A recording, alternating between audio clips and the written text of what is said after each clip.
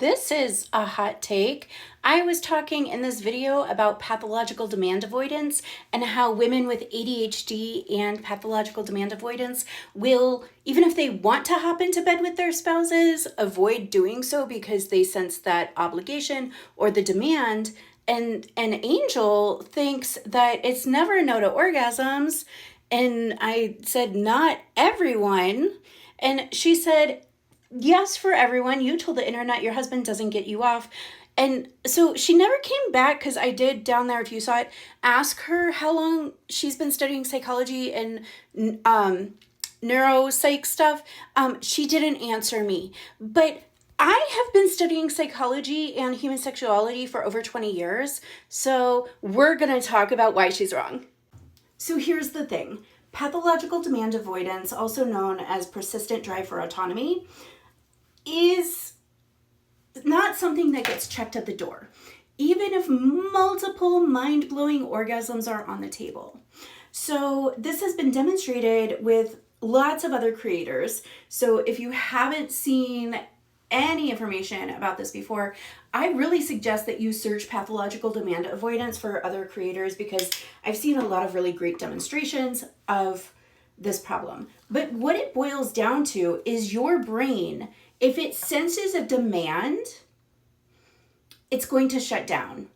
And it's going to do everything in its power to not do the thing that it's perceiving as a demand.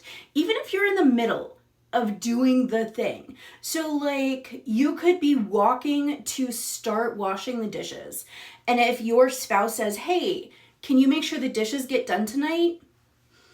Immediate rage, right? Immediately, absolutely not, because your brain perceives it as a demand and will not let you complete the task, even though like you wanted to do it.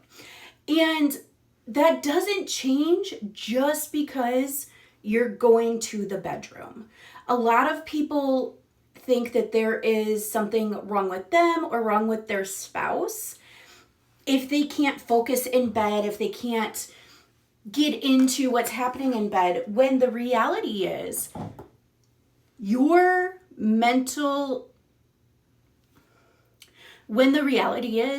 ADHD and its associated problems just aren't getting checked at the bedroom door. And so when you comment something like it's a husband's performance is the issue, when something like PDA is being discussed, you are actually demonstrating your ignorance about mental health issues and your unwillingness to be educated about those issues. And baby, it's 2025. That's not a good look for anybody. What you are in effect saying is something like the little kid in first grade or second grade who can't stop talking just isn't trying hard enough to stop talking. Even though he's got ADHD and he's giving his all every single day, right? And so what you're saying is, well, he's just not trying hard enough. And we know that's not how ADHD and other mental health concerns work. So please stop insulting other women's husbands, especially mine, on the internet, because it's rude. And also, please stop insulting people with a mental health diagnosis and imply that there's something wrong with them or their brains and they just aren't trying hard enough. Just because you are lucky enough to not understand what the problem is doesn't mean that other people don't exist and live with this problem every day. Ableism isn't cute, and you have an opportunity to educate yourself and do better. And I really hope that you take this opportunity, because we should all be trying to be better humans.